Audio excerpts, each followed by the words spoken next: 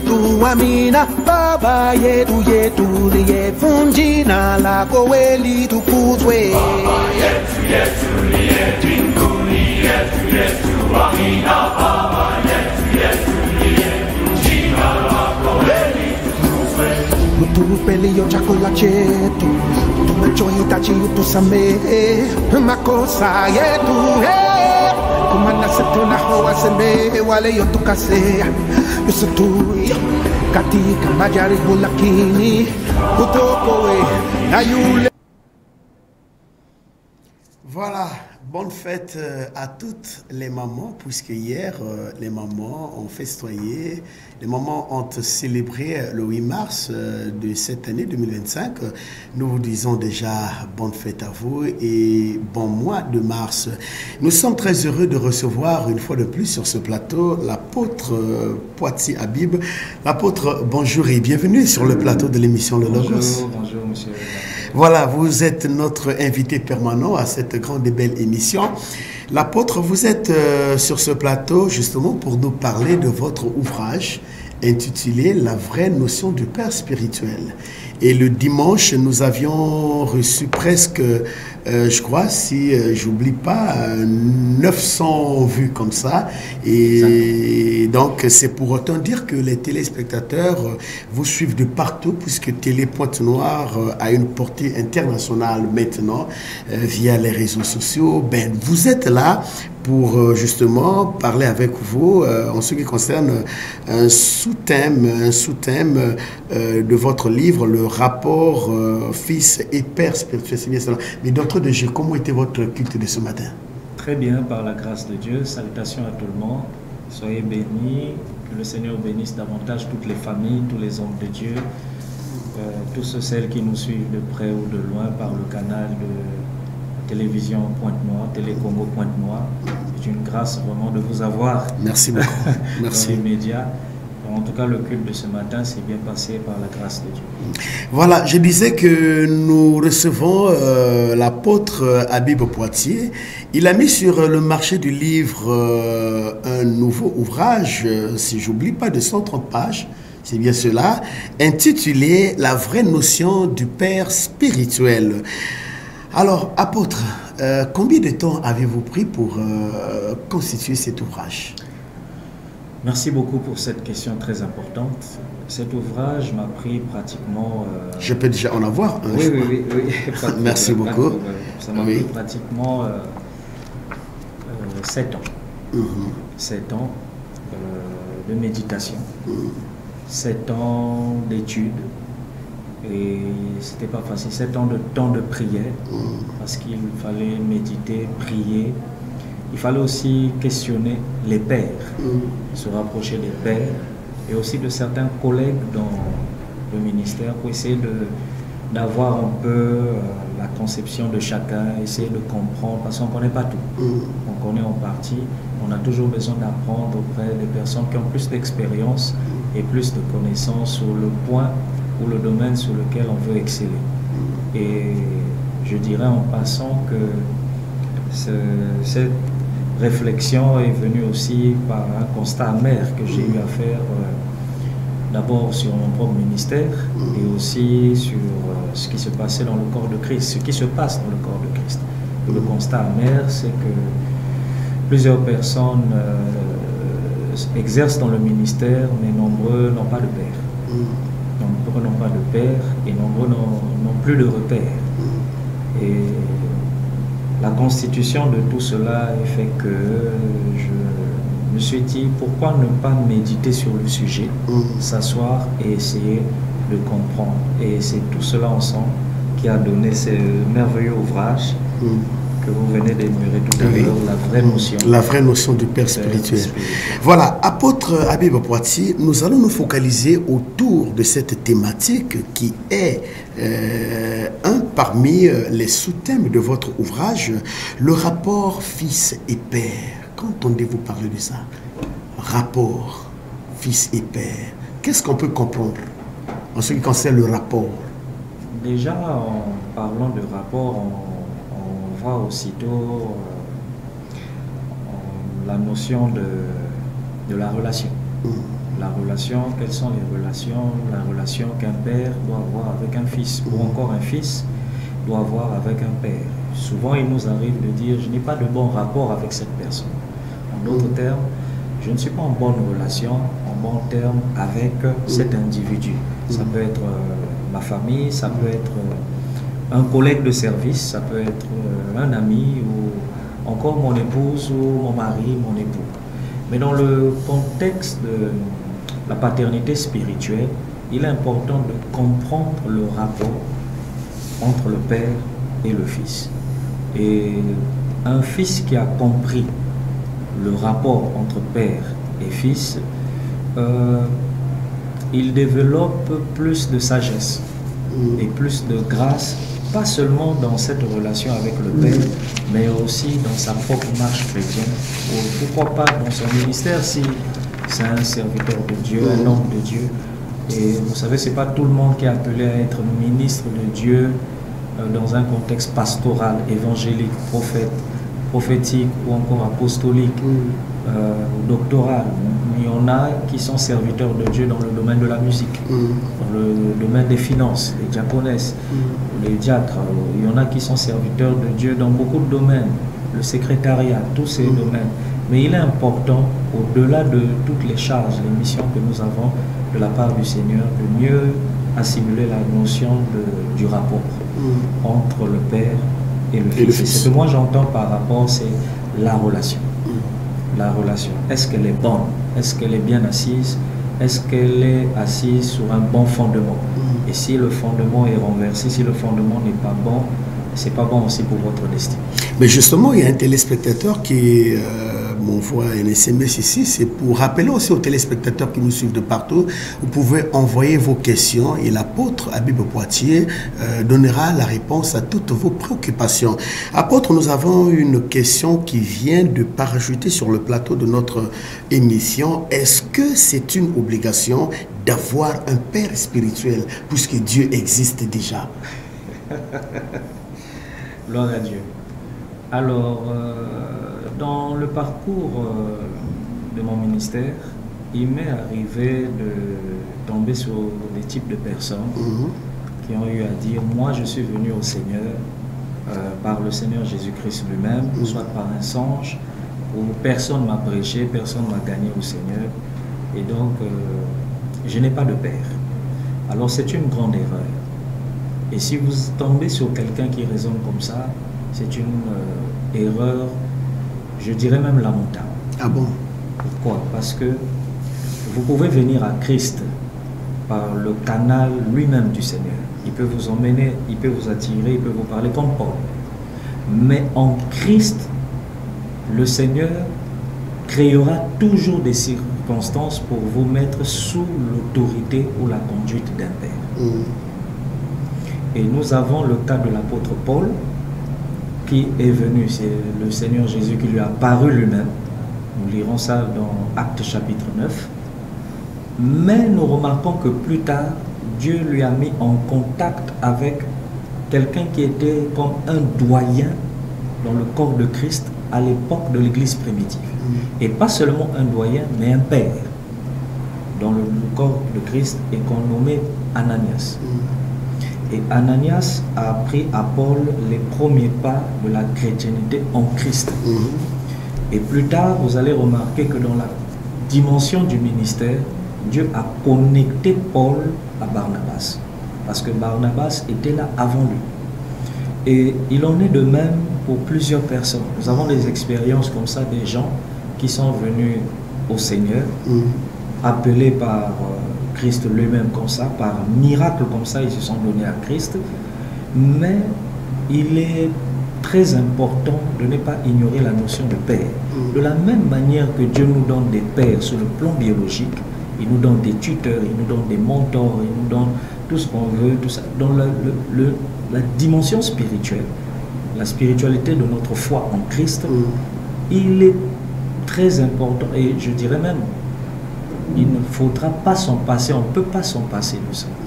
Mais l'apôtre, qu'est-ce que vous allez dire aux chrétiens, aux gens qui disent que bon, Dieu, il est déjà le Père spirituel? Pour eux, ils se disent que Dieu, il est déjà le Père spirituel. Point n'est question d'avoir encore un Père spirituel. Est-ce que c'est un bon langage ou bien c'est un langage qui déborde? C'est un langage qui déborde parce que Dieu est le Père de tous les esprits. Mais est-ce que vous savez que la dimension de Père n'a pas commencé qu'à cause de Père spirituel dans la vie chrétienne? Est-ce que tout ça c'est dans votre ouvrage? Tout ça est dans l'ouvrage. D'accord, allez-y, allez-y apôtre. Déjà quand nous voyons la dimension, la notion des pères, la Bible nous dit dans le livre de Jean chapitre 8, même Satan lui-même est appelé Père. Et Jésus lui-même a dit, vous avez pour Père le diable, parce qu'il est menteur. Et c'est le père même du monde. Même le mensonge a un père. Vous voyez que même le mensonge a un père. Tout ce que Dieu a créé a un père. Dans Job 38, la Bible dit, connais-tu qui est le père de l'éclair, la foudre? Même la foudre. Le père de la pluie. Vous voyez, tout ce que Dieu a créé a un père. Oui, Dieu est notre Père souverain, au-delà de tout, mais nous devons savoir que nous qui sommes esprits et qui habitons dans un corps, quand nous venons sur terre, Dieu nous donne des pères biologiques. Et lorsque nous donnons notre vie à Christ et que nous acceptons Christ, nous acceptons le servir, ça n'exclut pas que Dieu nous mette sous des pères.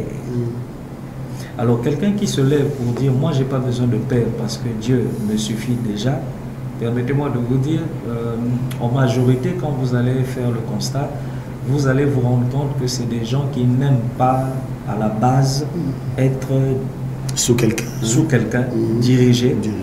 Ils n'aiment pas recevoir des ordres. Ils aiment ce qu'on appelle je suis libre de tout faire. Être libre comme l'air. Jusqu'à être libre de pécher comme je veux. Ah oui. Et vous verrez qu'ils vous donneront tous les textes bibliques. Qui était le père spirituel de Moïse? Qui était le père spirituel d'Élie? Qui était le père spirituel d'Enoch? Mais ils peuvent même dire que qui était le père spirituel de Dieu lui-même? Qui était le père spirituel de Dieu lui-même? Et ces gens se servent des cas d'exception. Oui, attention, ne jamais se servir d'un cas d'exception pour en faire une doctrine. Attention. Parce que les cas d'exception peuvent nous emmener à l'erreur. Il y a eu des cas d'exception dans la Bible. Mais le cas d'exception n'exclut pas la vérité biblique. La vérité, c'est que nous avons besoin des pères. Déjà, on est d'accord que dans les dimensions déjà terrestres, biologiques, tout ça là, on a besoin des pères. Même sur le plan conjugal, on a un beau père.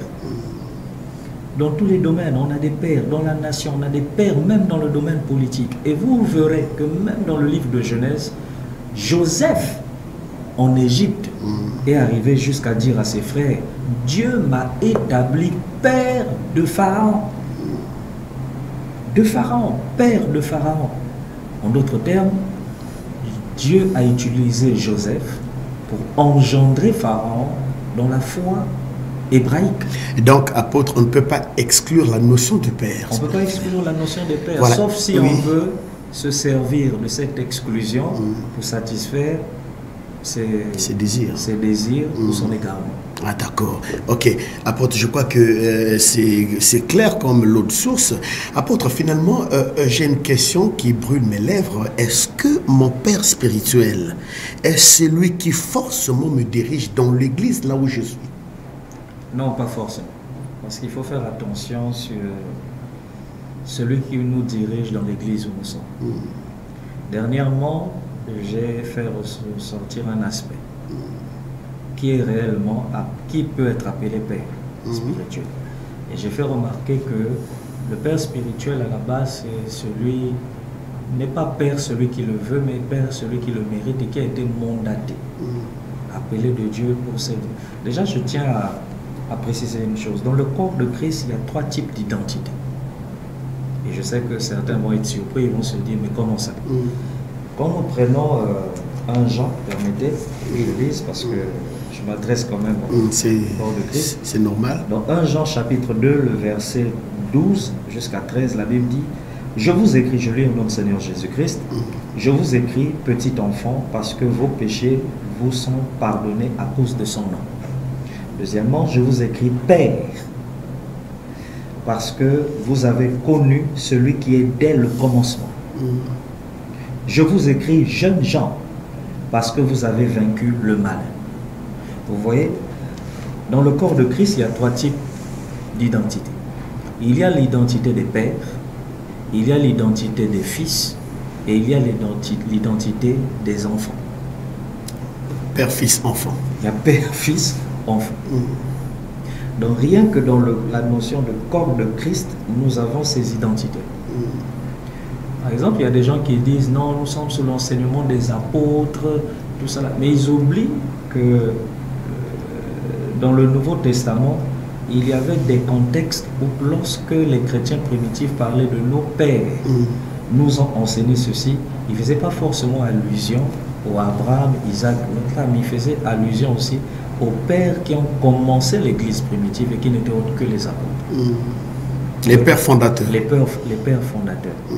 Et donc, lorsqu'on vient dans la vie chrétienne et qu'on est dans une église, vous devez faire attention parce que je vous ai expliqué que à la base, le père, c'est le visionnaire. Dans le contexte de l'église, le ministère, c'est le visionnaire.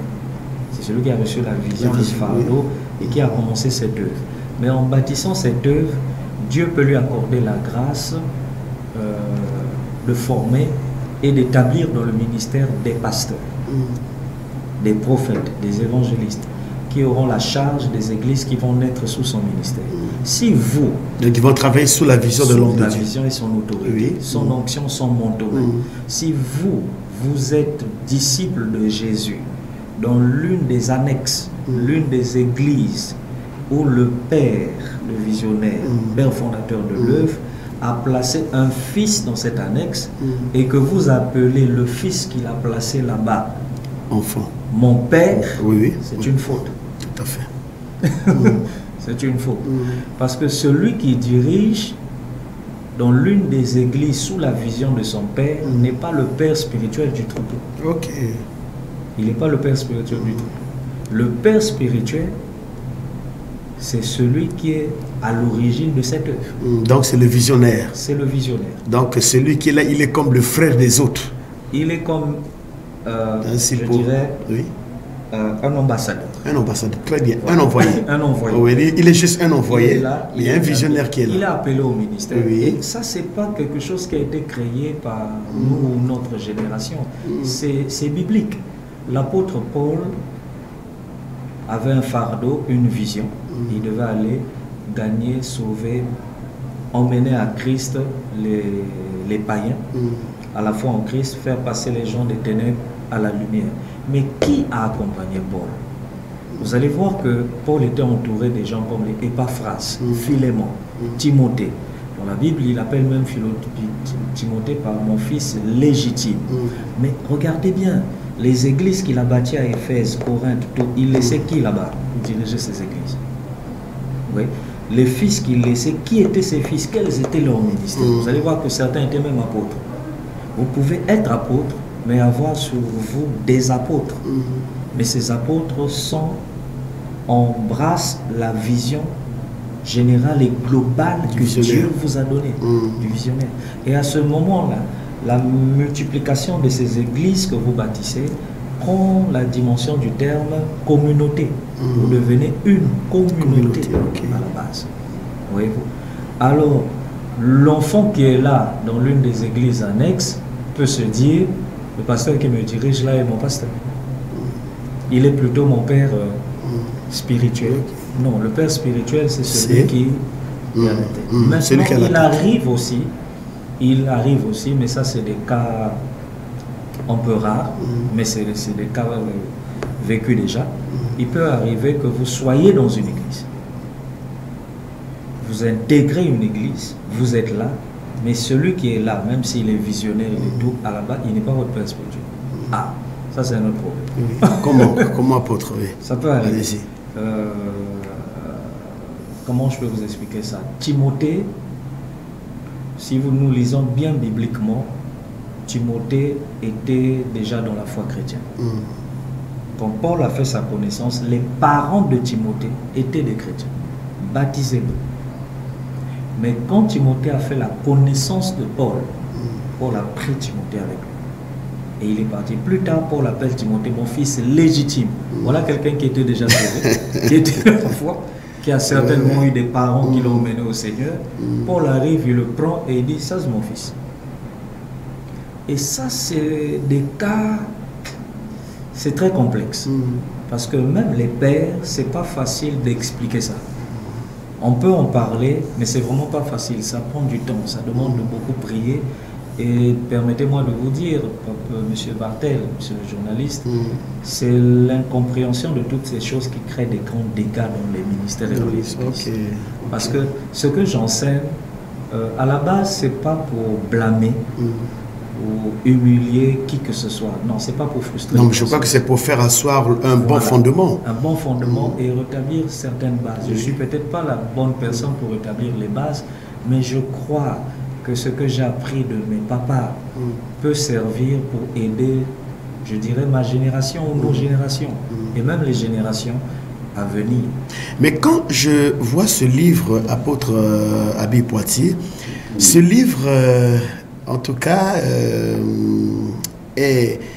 ce livre parle de tout le monde.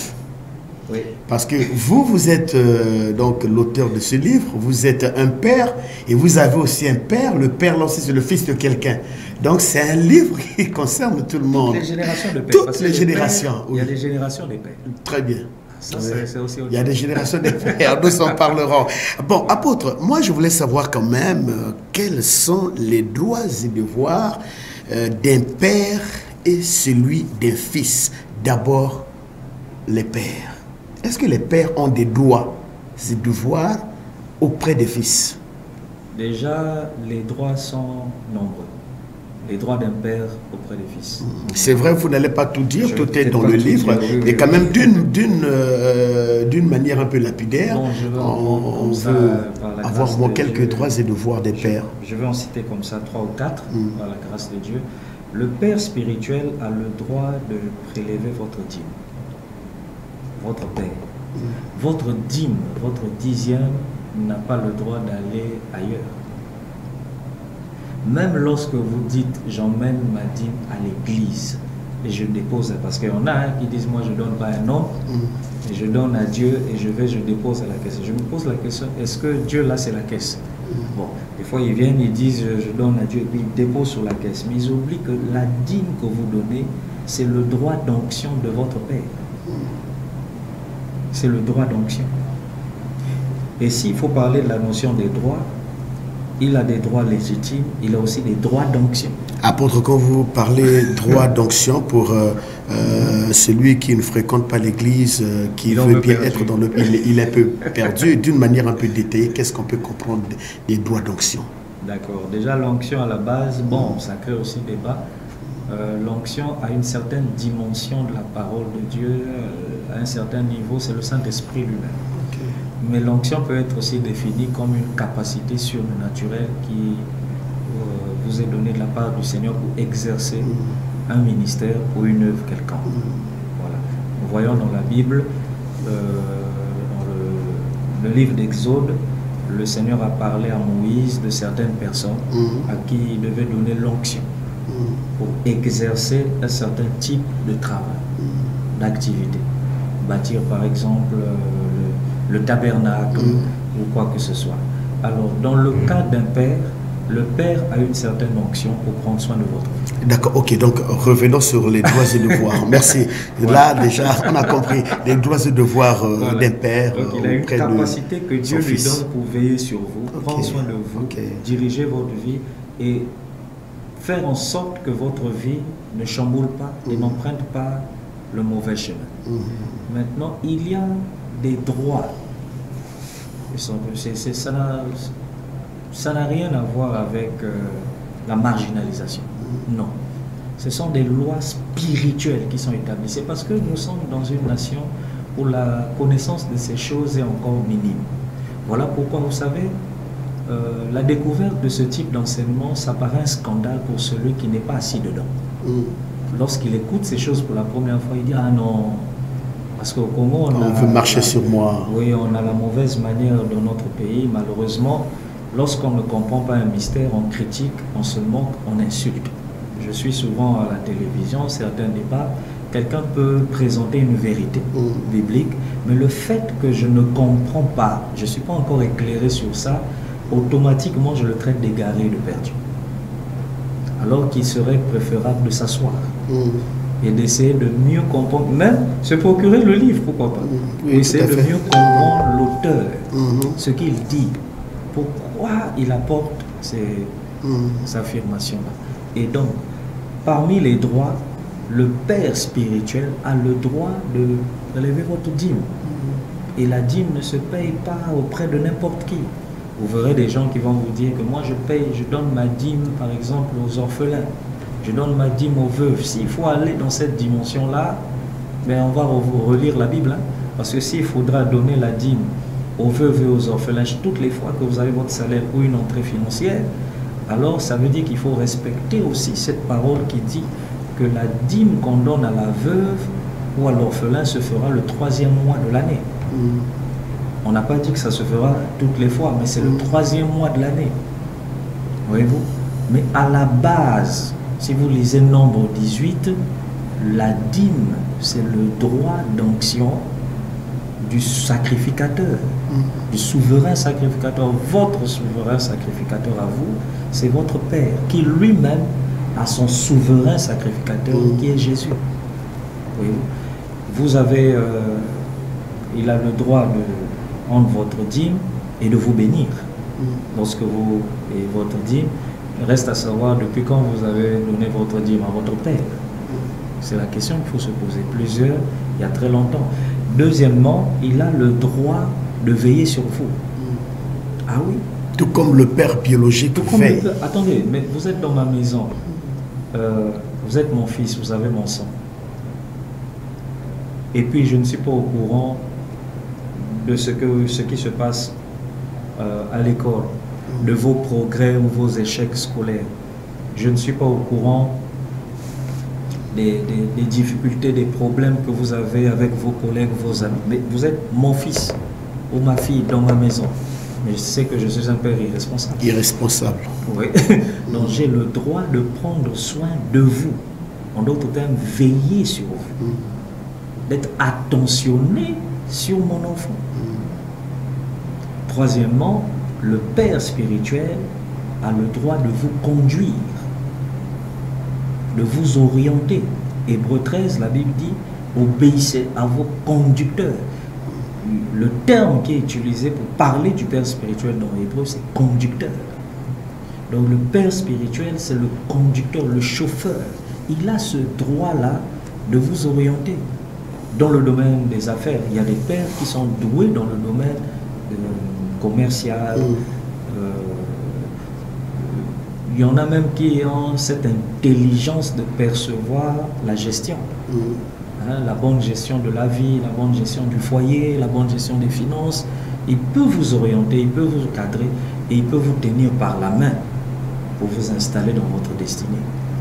Donc, en passant comme ça, je peux citer comme ça ces trois. Voilà, je sais qu'il y en a beaucoup, voilà. Tout est dans le livre, mais quand même, les droits et devoirs des fils maintenant. Auprès de leur père. Comme disent les gens, c'est la partie là. Puisqu'on a parlé des pères, il faut qu'on aborde aussi les droits et devoirs des fils. Amen, amen, amen. Alors, les fils ont des droits envers leur père. Déjà, le fils a le droit d'honorer son père. Un fils qui n'honore pas son père, il a déjà, comme on dit, il s'est déjà perdu. Imaginez que vous venez chez moi et vous constatez que mes enfants ne m'honorent pas. Lorsque vous sortirez de chez moi, même si je vous ai remis 1 million, mais ce qui restera en vous, qui sera remarquable, qui vous aurez du mal à vous en passer, c'est le manque d'honneur, le manque de respect, d'estime, de considération des enfants envers le monsieur qui m'a reçu chez vous. Oui. Un fils qui n'honore pas son père, il donne l'accès à son entourage de ne pas honorer aussi son père.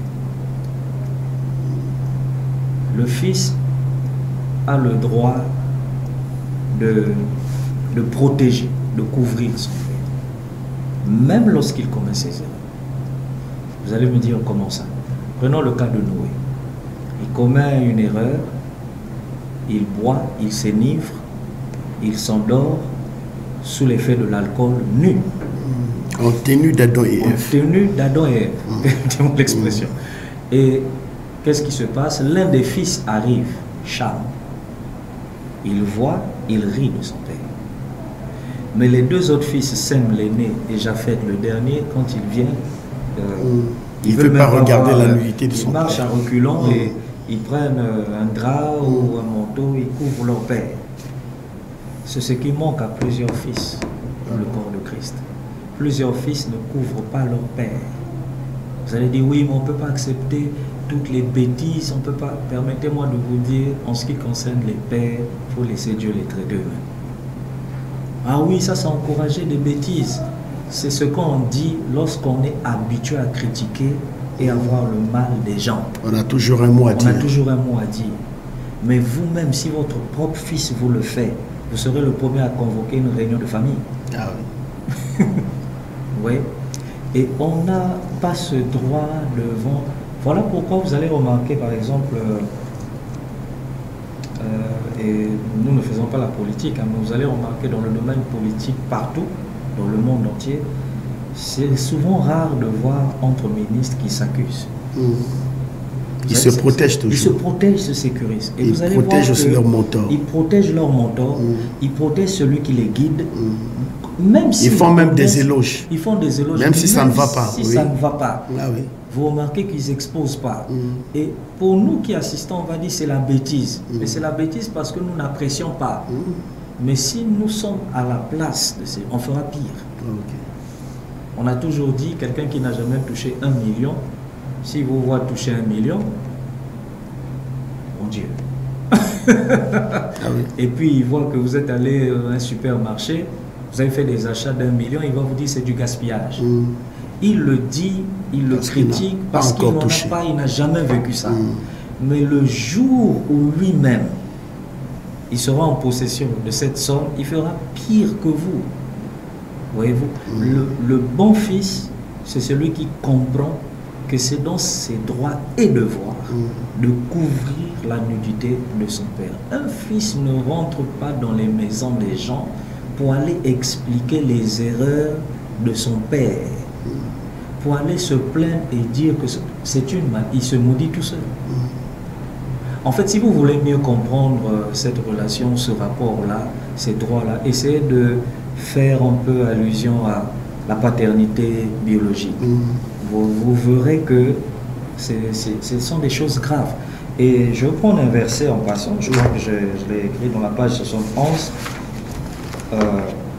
Proverbe chapitre 27, au verset 18, on dit: celui qui soigne un figuier, on mangera les fruits. Et celui qui garde son maître sera honoré. Voyez-vous, celui qui soigne un figuier, le figuier ici, c'est ton père. Si tu soignes le figuier, tu mangeras les fruits de son ministère.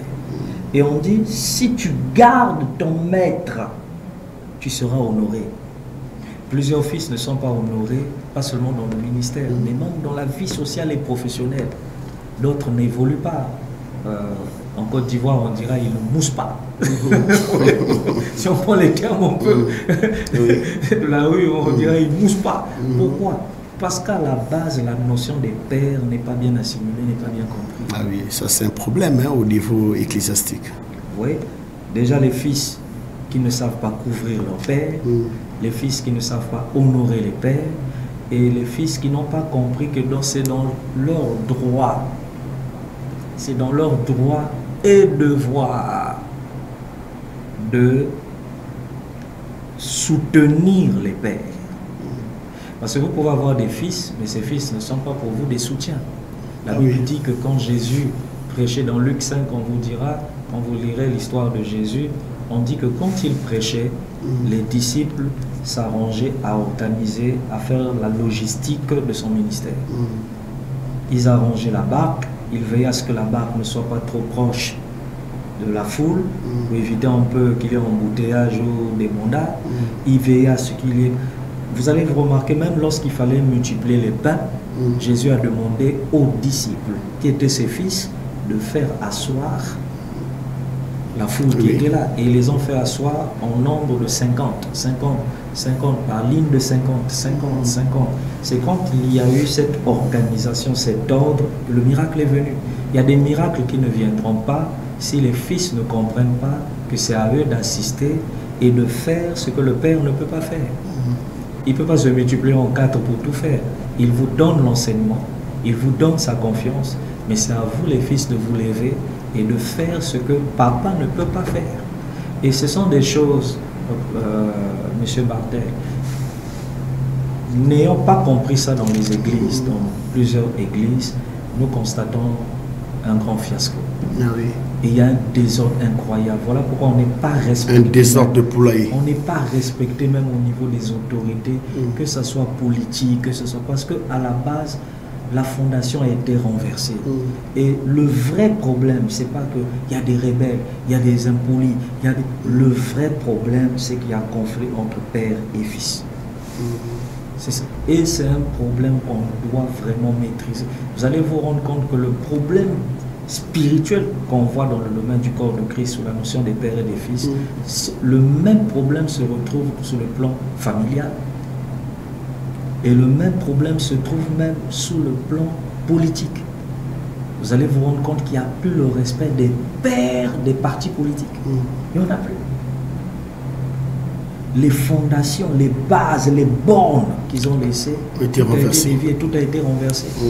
Comment voulez-vous que les choses se stabilisent dans les vies des gens? Voilà pourquoi on a des enfants qui traînent dans les rues. Oui, des enfants en situation de rue. On a des situations bizarres.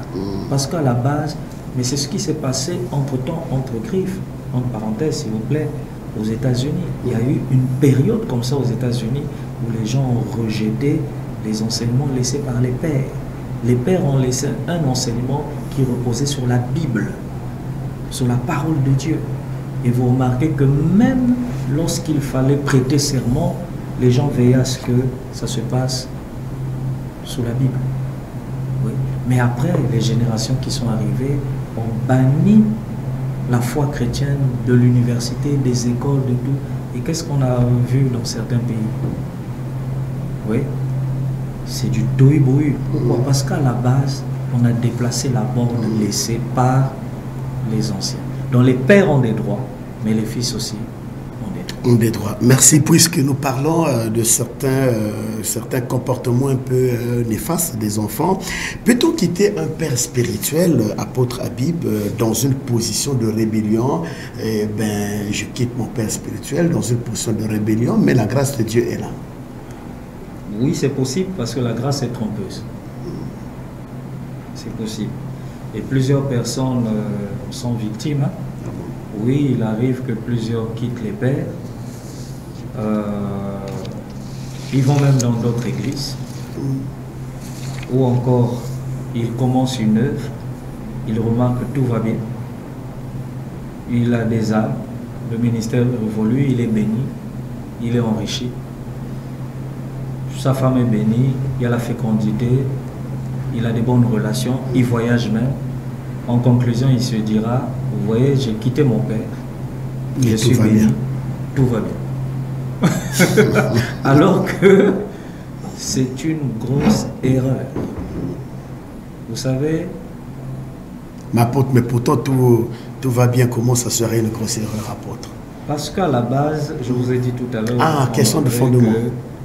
La grâce est trompeuse. La grâce est trompeuse, d'accord. Ok. Oui. Allez-y. La grâce est trompeuse. Et je reviens sur le cas du fils prodigue. Lorsqu'il quitte son père, il prend l'argent, il demande à son père de lui donner sa part et il s'en va. Si on va en profondeur, on va découvrir qu'il n'a pas seulement réclamé ses droits et puis il est parti. Il a réclamé ses droits, il est parti, mais il avait aussi une idée arrêtée de son papa. Pour lui, son papa, c'était un dictateur. Il voulait profiter, encercler, emprisonner leurs richesses, et puis c'est lui seul qui prospérait, et nous on est là dans la dictature. Ah, donc fais ceci, ne fais pas cela. Voilà pourquoi il s'est dit non, non, non, moi je veux être libre. Il prend l'argent, il va. Monsieur Bartel, quand il sort, il laisse son père. Quels ont été les premiers jours de sa vie hors de la maison de son père? Une vie de jouissance, une vie de paix, de joie, une vie d'excellence. La vie était très belle. Il avait toutes les femmes qu'il voulait avoir. Jusqu'à ce niveau, pour lui, je ne suis pas maudit. Tout est normal. Tout est normal. Et selon les exégètes, l'histoire du fils prodigue hors de son père, ça lui a pris apparemment 15 ans. Selon les exégètes. Ceux qui ont étudié vraiment les Écritures et qui ont fouillé même dans les archives juives. Ils vous diront que cette histoire du fils prodigue là, il a passé près de 15 ans hors de son père. Voyez-vous? Et pendant les 15 années, tout était normal. Tout était normal. La vie est belle, il avait tout ce qu'il voulait, tout ce qu'il désirait, parce qu'il y avait encore l'argent de son père, il y avait la renommée, il y avait tout, et il ne voyait pas le mal venir. Et c'est là où le bas blesse. Parce que tellement que la grâce vous aveugle, vous ne voyez pas le mal venir. Et le fils prodigue n'a pas vu le mal venir. Et quand le mal est arrivé, il a été privé de tout. Il a commencé à manger, excusez-moi, les déchets des cochons. Il a commencé à dormir dans les mêmes endroits que des bêtes, des animaux qu'on élevait. Il a, en fait, il est descendu à un niveau très bas. Et c'est là qu'il a pris conscience qu'en réalité, il y a quelque chose qui ne va pas dans ma vie. Et lorsqu'il a réalisé cela, il a pris conscience en lui-même que je repartirai vers mon père pour lui demander pardon. Et quand il est revenu, la fête que son père a organisée pour lui était meilleure que les fêtes qu'il a organisées hors de son père. Donc vous pouvez sortir, laisser votre père, avoir des visas. Déjà tout le temps où vous êtes avec lui, des fois la porte du voyage est bloquée. Mais vous n'avez pas compris que la porte est bloquée, pas parce que lui il est bouti, mais parce que Dieu voulait vous enseigner quelque chose avec lui. Des fois, il voulait vous enseigner que si vous voulez être béni sur votre voyage ou votre visa, il vous faut obéir à cet homme. Mais tout le temps que vous êtes resté avec lui, vous n'avez pas obéi, vous ne l'avez pas aimé sincèrement. Dieu ne vous donnera pas ce que vous désirez. Et quand vous allez sortir, ces portes vont s'ouvrir. Ce sont des impressions que Satan des fois peut créer. Et lorsqu'il crée ces impressions, c'est pour vous pousser à vous dire, tu vois, le monsieur là, il était mauvais, il était maudit. Il t'embrouillait seulement. Il t'embrouillait, il te faisait perdre du temps. Regarde comment maintenant tu es libre seul. Et c'est là où le bas blesse, parce que nombreux se perdent là. Oui, quand la gloire vient, la gloire souvent vient avec une capacité d'aveuglement. Quand ça t'aveugle, tu ne réalises plus les erreurs qui sont cachées en bas. Et le danger futur. Le danger futur. Donc, il est possible que vous quittez votre père et que vous vivez des moments excellents, mais ça ne veut pas dire que le ciel vous approuve. Attention, ça ne veut pas dire que le ciel vous approuve. Il y a quelque chose qui ne va pas et que vous devez régler. Quand on dit régler, ce n'est pas forcément que vous devez revenir pour être sous le ministère encore de votre père, mais il vous faut revenir pour faire la paix et recevoir ça. Pour créer le bon climat avec le Père. Créer le bon climat, le bon rapport avec lui. Voilà, mais apôtre, rapidement, puisque le temps coule, apôtre, quelle est la dichotomie ou la différence entre finalement un fils et un enfant? Parce que vous nous avez parlé père, fils, enfant, je profite de ça pour vous poser la question. Est-ce qu'il y a une différence entre un fils et un enfant? Il y a une grande différence. L'enfant n'est pas conscient de certaines choses. L'enfant n'est pas conscient de beaucoup de choses. L'enfant n'est pas mature. L'enfant ne discerne pas facilement. L'enfant croit à tout, désire tout et croit que tout est facile et tout s'obtient facilement. Le fils, c'est celui qui a mûri. Nombreux sont dans les églises, mais ils sont encore enfants. peu importe les titres. Même les années dans la vie chrétienne. Ils sont encore enfants. Wow. Même les années biologiques, en âge. Vous pouvez avoir 50 ans, mais sur le plan spirituel, vous êtes encore un enfant. Vous raisonnez vraiment comme un enfant. Ah, mais il faut assister à certaines réunions, même des pasteurs. Assister à certaines réunions, même des cadres. Vous allez être choqué de vous rendre compte que ce monsieur-là, il a 50 ans, la dame-là, elle a 40 ans. Mais il raisonne comme un enfant. Raisonne pas. Et le fils, c'est celui qui a atteint un certain niveau de discernement.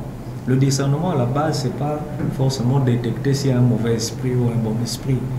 Le discernement, à la base, c'est la capacité de discerner, de détecter ou de faire la différence entre ce qui est bien et ce qui est mal. Et un fils, c'est quelqu'un qui est arrivé à ce niveau. Voilà pourquoi on n'appelle pas n'importe qui mon fils.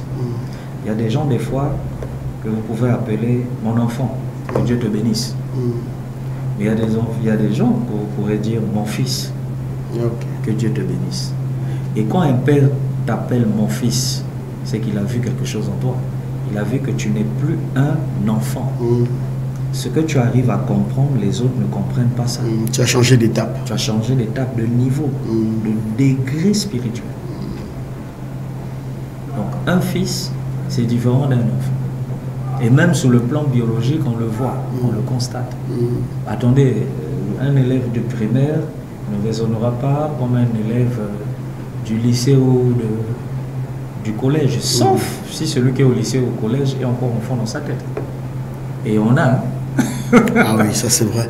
Apôtre, je veux devenir l'enfant chéri de mon pasteur, ou l'enfant de cœur de mon pasteur. Je veux que mon père me désire ardemment et que je sois un bon fils pour mon père. Apôtre, j'aimerais que vous puissiez aider ce téléspectateur qui vous suit. Comment peut-il faire pour devenir l'enfant chéri de son pasteur? Réjouir le cœur de son père spirituel. Il doit faire comment? Tout est dans le livre aussi. Oui, tout est dans le livre. Allez-y, apôtre. Alors, il y a un chapitre, le chapitre 11, que j'ai intitulé « Les 7 genres de fils que les pères désirent dans leur ministère et ne peuvent s'en passer ». Et j'ai précisé ici, le premier type de fils, ce sont les fils qui vous aident à survivre et s'en sortir face aux défis et problèmes causés par d'autres fils. En parenthèse, des fois même ces derniers sont encore au milieu de vous et sèment la zizanie. Un fils qui aide son père à survivre dans son ministère et à s'en sortir face aux problèmes que les autres, ses frères, ont causés dans le ministère. Ce type de fils-là plaira à son père. Que vous le vouliez ou pas. Vous savez, les pères, souvent à la base, c'est des observateurs. Vous-même, je pense que vous avez des fils biologiques. Vous observez les autres. Oui, oui, tout à fait, tout à fait. Le père, il observe. Même la J'ai un là, quand il fait nuit, en tout cas, il prend souvent mes sandales, tout ce qui est au fil là, et lui, en tout cas, il vient, il dresse la table ici. Vraiment, oui. Vraiment. Oui. Et quand des secousses se passent ou des choses se vivent, les pères observent. Les pères ne pleurent pas visiblement. Les pères pleurent dans le cœur. Ah bon? Ils saignent. Les pères... Donc physiquement, il est en bon point, mais dans le cœur, il pleure. Il pleure. Oh, okay. Souvent, les pleurs des pères, ce ne sont pas les fils qui les entendent, mais c'est Dieu qui les entend. C'est lorsqu'ils sont dans leur moment intime avec le Seigneur, dans le privé, dans la chambre, qu'ils fondent en larmes. Alors, un fils qui arrive à rétablir l'ordre et l'équilibre, relever les choses, là où ses frères ont causé les dégâts, que vous le voulez ou pas, il gagnera le cœur de son père. Okay. Deuxièmement, les fils qui n'abandonneront jamais leur père pendant les saisons de crise. Ah, ça, dans mon pays, ici, c'est grave. Lorsqu'il y a des saisons de crise, c'est là où on ne te reconnaît plus. Mais ce que je dis là, c'est des cas réels, hein? C'est des cas vécus. Ok, c'est du vécu quotidien. C'est du vécu quotidien partout. Même sur le plan professionnel, dans les grandes entreprises. Oui. 3. Les fils qui ne font jamais partie d'une équipe ou d'une conspiration secrète contre leur père. Waouh! Ceux-là, vous montez, vous descendez, vous avez gagné le cœur de votre père. De près ou de loin. 4. Les fils qui peuvent mourir avec les secrets de leur père sans même que leur entourage le sache. Ah là, nombreux nous sommes fautifs. Là-dessus, nombreux nous avons péché devant Dieu. Plusieurs prennent les secrets des pères, les abats. Oh mes vieux, Ambascane sœur est-elle. Oh, mes papa, Miandia Dimina. Oh, il y a ça là tout. Les amis, il y a des choses, des secrets des pères qu'on ne fait pas sortir d'eux. Même à ton père biologique, ça c'est vrai. Non, mais attendez, je veux dire. Oui, tu ne peux pas exposer ton père biologique, oui, ça c'est vrai. Il y a trop d'exemples. Mais déjà, un père biologique, vous vous levez, vous prenez tout ce qui se passe à la maison. Allez dire chez les voisins du quartier. Non, les gens qui l'ont culotte. Non,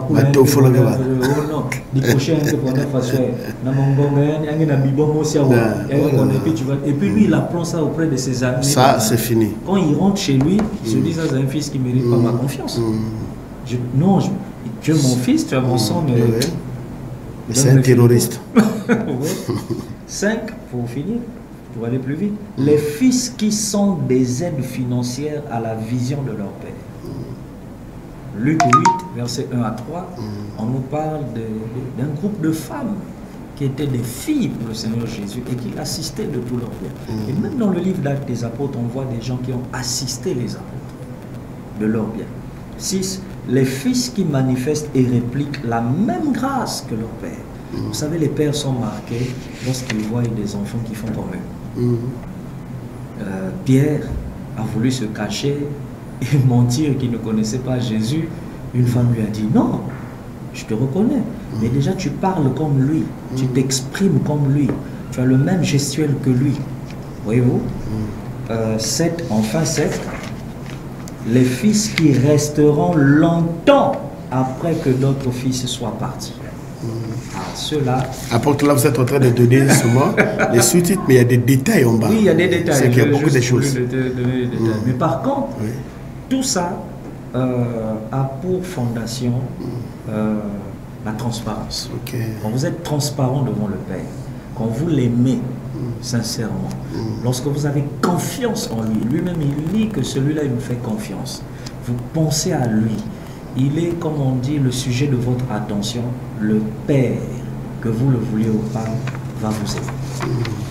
Voilà, en tout cas, apôtre, nous sommes grandement bénis par ces enseignements. Mais apôtre, il y a beaucoup à dire, c'est vrai, en matière de télévision, comme disent les Anglais, Times Money.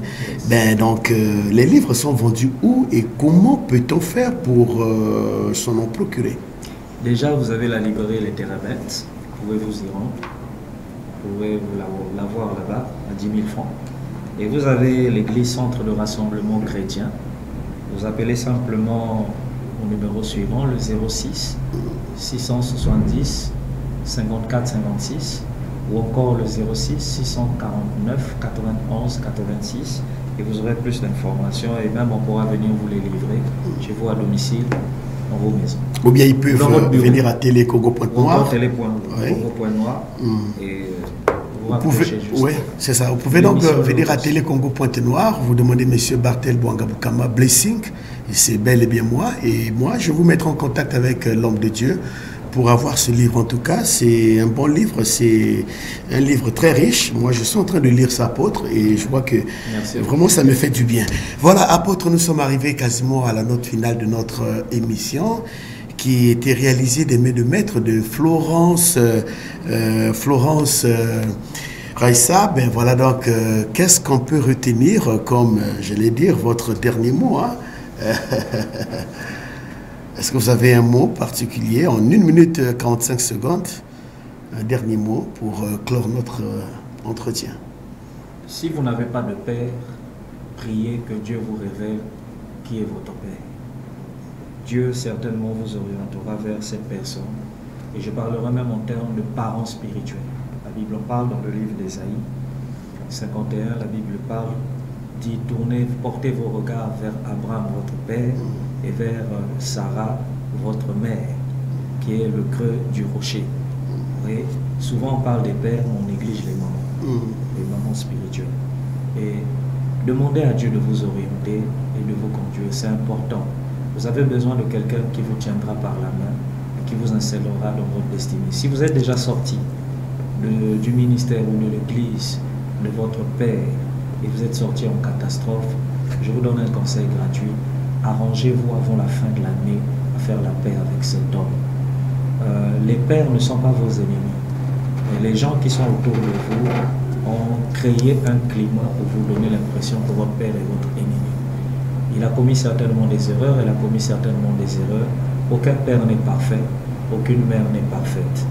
Peut-être que lui, il ne comprend pas aussi qu'aucun enfant n'est parfait, mais allez vers la personne. S'il refuse de vous ouvrir les bras, priez que Dieu dispose son cœur afin qu'il y ait cette rencontre entre vous. Mais faites tout afin que vous soyez en bon terme, en bon rapport avec votre Père. Que Dieu vous bénisse et qu'il vous aide sur cette question. Voilà, merci beaucoup apôtre Habib Poiti. C'était la sonnette d'alarme au fils pour remettre un bon climat entre fils et père. Et voilà, donc c'est aussi la fin de cette belle et grande émission. Nous vous disons un grand merci. La rediffusion de cette émission est pour le mardi à 18h pile sur Télé Congo Pointe-Noire. Et si vous voulez bien avoir ce livre, vous pouvez passer à Télé Congo Pointe-Noire. Vous demandez M. Bartel Bongabokama, le numéro est affiché au bas de votre petit écran.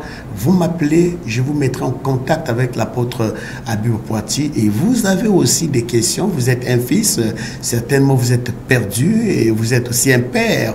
Vous voulez aussi avoir quelques conseils, quelques connaissances en ce qui concerne de bons rapports avec vos fils. En tout cas, le numéro est affiché au bas de votre petit écran. Vous pouvez nous appeler, même à la fin de l'émission. Je vous mettrai en contact avec l'apôtre Habib Poiti, qui est notre invité permanent. Il reviendra une fois de plus le dimanche prochain à la même heure avec la suite de la même thématique centrale de cet ouvrage de 130 pages intitulé « La vraie notion du Père spirituel ». Au revoir et à très bientôt.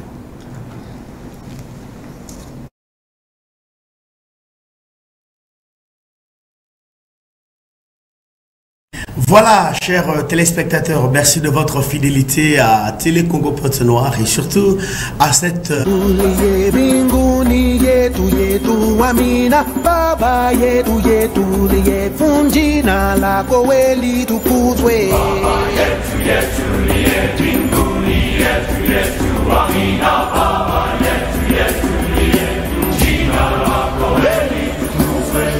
Tupelio chakula chetu tumechohitaji utusamehe makosa yetu, kumana setuna hawasamehe wale yotukasea usitui katika majaribu, lakini utokoe na yule.